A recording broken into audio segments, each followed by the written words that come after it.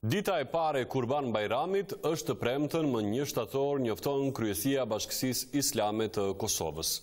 Manifestimi qendror mbahet në Xhaminë e Madhe në Prishtinë, i cili fillon në orën 5:15 me faljen e mëngjesit, pas të cilit do të jetë ligjërata tematike kushtuar kësaj feste, ndërsa namazi i Kurban Bajramit falet në orën 6:37 minuta.